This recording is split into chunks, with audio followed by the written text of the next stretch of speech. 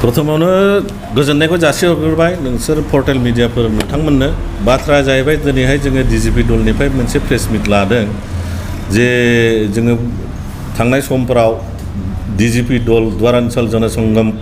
परिसंगम होननानै मोनसे दल सालायबोबाय थादोंमोन उद्देश्यआ जाहैबाय मोनसे जे बे दुवार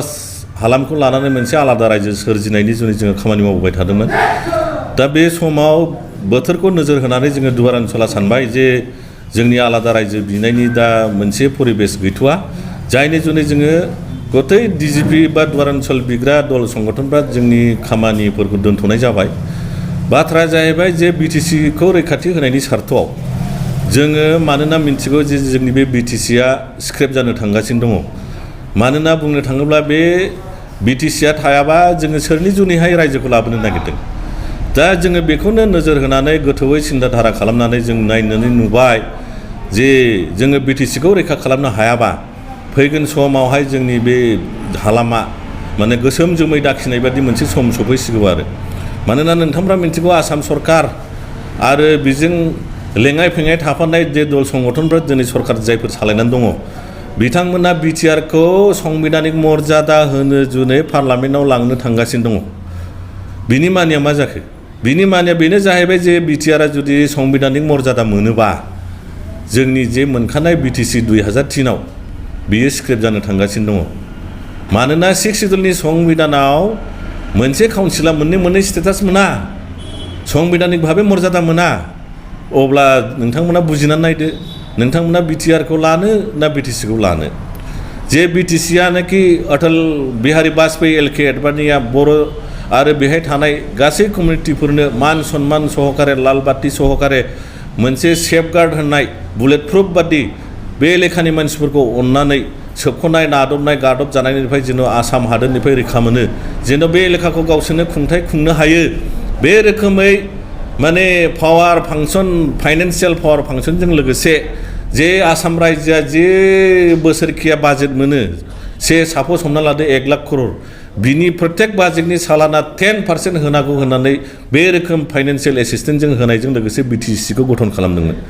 दायो नोंथांमोना बिटिसि आरो बिटिआरनि एकर्डखौथ' नोंथांमोना मोजाङैनो मिन्थिगौ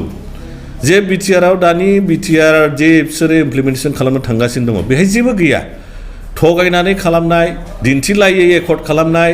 निस्सय बेवहाय नोंथांमोना बुजिनो हायो बे एकर्डआ मा रोखोम जागोन दिनै गासिबो प्रकाश जाजोब्बाय जे बिटिसिआ एसे मोजांमोन मान सन्मान सहकारे जायफोर एकर्डखारिफोर बिथांमोनाबो जेल हाजतआव जायफोर दंमोन गासिबो गजोबदों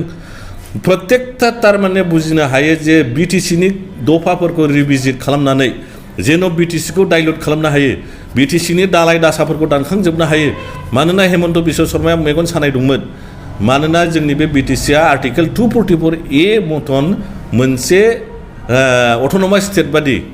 बेबादि खुंथाय गोहोआ जोंनाव बिटिसिआव दंमोन दा बे जिनिसखौ हेमन्तआ नायनो हायामोन जायनि जुनै बेखौ बोरै सिफायनो हायो बे सिफायनायनि जुनैनो बिटिआर एकर्डखौ दिन्थियालासे जायफोर सागानखारि भलाय फुस्लाय धमकि समखि होनानै जेरैखियालाबो साइन टाइन लाहोनानै दा बे खामानिखौ मावनो थांगासिनो दङ नोंथांमोना संबिधान फरायनानै नायनो हागोन माला स्टेटास मोना काउन्सिलावलाय नोंथांमोना जुदि बिटिआरआ जुदि संबिधानिक जाबायबा बिटिसिआ अट'मेटिक स्क्रेप थारमाने ससान घाटआव थांनो 2-3 मासल'सै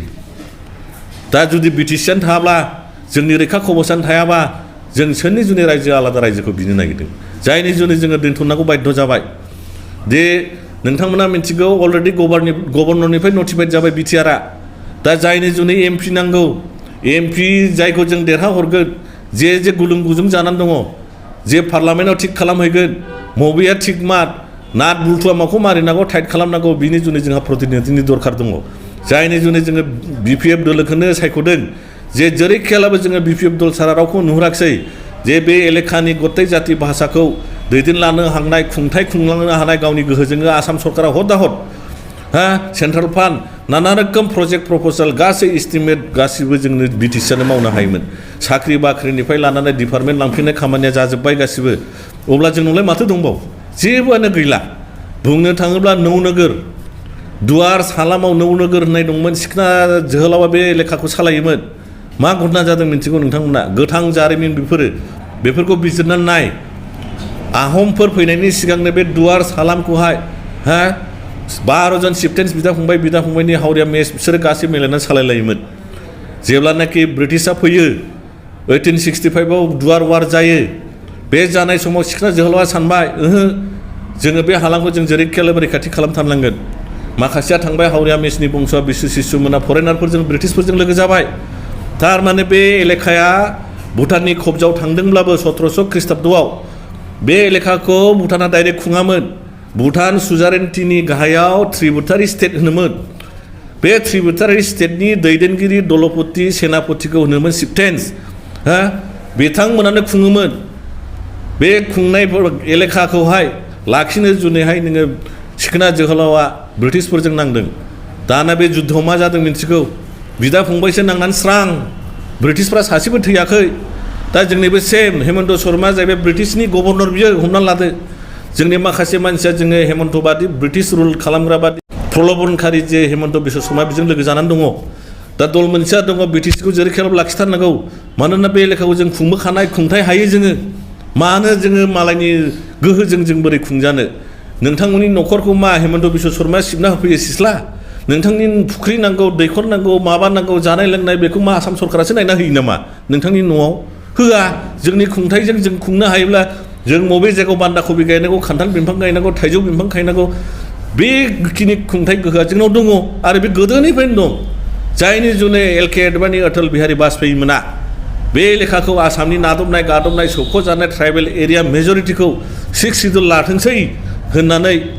बे जिनिसखौ मावनानै होदोंमोन दा बेफोरखौ गासैखौबो मेगन सानानै मानोना जोंनि स्टेटासफ्रा चिफ मिनिस्टार बादि चिफ होनोमोन केबिनेट पर्यायनि स्टेटासमोन लालबाथि गोजा दिनै बुरो बहाथो लालबाथि नुयो स्रां जेबो गैला डिसि इन्सपेक्टरखौनो सार होनला हैयोनो दाना बे रोखोम जानानै जोंनि परिस्थितिया फैबाय जायनि जुनैनो जोङो बिटिसिखौ जेरैखियाबो बासायनांगोन बुंनो थाङोब्ला फैगौ बिसायख'थिनि प्रत्येकता बिसायख'थियाव जोङो देरहानांगोन हाग्रामा सारखौ बिपिएफ दलखौ मानो लायाखै 17ता देरहाखांनायनि उनावबो मानोना हाग्रामा सारनि दलखौ लायोब्ला बिटिसिखौ स्क्रेप खालामनो हाया जायनि जुनै 17ता देरहाखांनायनि उनावबो बिसोरो बिपिएफजों एलायन्स थासेयावबो स्टेट सेन्ट्रेलाव नोंसोरजों एलायन्स गैया होननानै लाना खारलाबायनानै बिसोरो हाइजेक सरकार दा सलायनानै दङ मानोना बिटिआरखौ जेरैखियाबो इमप्लिमेन्टेसन खालामनानै जोंनि जे बे ट्राइबेल उद्दिसित एलेखा बेयाव जे माने फास्टेस्ट ग्रयिं मोनसे काउन्सिल जानो थांगासिनो दङ बेखौ धुलिसात खालामनो हायो आसामनि सिङाव हान्थु खराय नांफिनो जायनि जुनै जोङो होनदों जोंनि सार्थ जोंनि आलादा रायजो बिनायखौ दोनथ'नानै दिनैनि दिनाव जोङो बिटिसिखौ नुहुरबाय खबरस्थानाव खालि लांनानै फबैनो दरखारसै बेनि प्लान पलिसिया सिगांनिफ्रायनो बानायखानायमोन 2020नि 27 जानुवारियावनो बिटिसिखौ दानदों अफिसियेलि दानखाबाय दा बेखौ खालि मोगथाङाव ससानखलाव लांनानै दिनैनिफ्राय बिटिसि गैला होननोल' बाखिसै जुदि बिटिआरआ संबिधानिक भाबै मर्यादा मोनबोयोबा माखि नोंथाङा हारसिंनो नार्जारि बसुमतारी मोसाहारि टाइटेल मोनजोबो स्टेटास संबिधानिक होमब्ला 6 सिडुलावबो बे रोखोम गैया जिखुनु नों सिडुल मोनसे काउन्सिलखौ लानांगोन जुदि बिटिआरआ संबिधानिक जायोब्ला नोङो बिटिसि 2003आव मोननायखौ गारनांगोन जेरखम बिजिसिआ फुराना जाबाय बिटिसिआबो फुराना जानोसै जायोब्ला जोंनाव मा थाबावगोन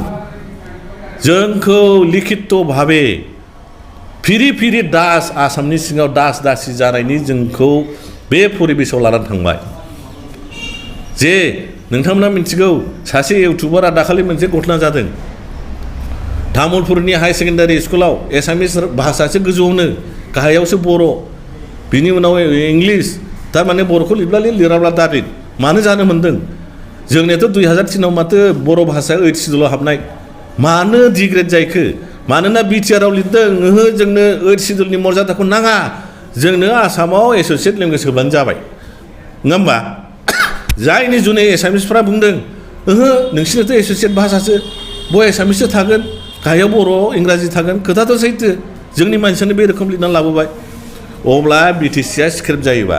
नोंने 2003आव मोननाय 8 सिडुलाव हाबनाय भाषाबोनो स्क्रिप्ट जानो थांफागासिनो दं मानोना बेखौ रिभिजिट खालामनानै जोंनि एस'सियेट भाषासो होनबाय जायनि जुनै एसामिस आखरै लिरजोबनानै दङ जेरावबो अफिसावबो गासैयावबो सेक्रेटारियेट बिटिसिआवबो लिरजागोन फैगौ समाव जायनि जुनै हेमन्तआ होनदों नोंथांमोना मानो रागा जोंदों आजिरफ्रा बर'लेण्ड आजिरफ्रा नहब आमार अखमिया मानोब्ला धल फटाका बमहे बजाब लागे फुर्ति करिब लागे जायनि जुनै जोङो होनदों जे जोङो बड'लेण्डखौथ' बिसोरो गोदोना सिमब्रिनानै खबरस्थान होनानै दिल्लीयाव फबना गारबोबाय 27 थारिख खालि दा मोनखानाय बिटिसिखौबो दानि समाव बिटिआरनि मुङै बिटिआर भुटनि नामै मलग्लब जोबनानै जे जोंखौ सिरिस्थायनि एग्रिमेन्ट पिस एग्रिमेन्टनि नामै बर'फोरखौ आबार आसाम रायजोनि सिङाव हान्थु खरायनानै बिबाबायनानै जेन' जानाङो बे परिस्थितिखौ दानि एबसु आरो इउपिपिएल बिनि सहयोगी जायफोर जेसेबां दल संगठन दङ बे खामानिखौ मावगासिनो दङ नोंथांमोना रोङाब्ला बुजियाब्ला सोंनानै ला जोंनि मा जायगोन भबिष्यतआ बिटिसि बिटिआरखौ लायोबा दा रायजो राजाफोरनि सायाव जोंखौ होनगोन जे नै बेबो बिपिएफनि दालाल जानानै फैलायबाय जों होनाखै बेखौ नोंथांमोनानो बिबेचना खालामनानै नाय 6 सिड्युल संबिधानफोरखौ फराय बिटिसिआ हयथ' 2-3 मासनि उनाव स्क्रिप्ट जानो थांगासिनो दं बिसोर देरहानानै थाङोबा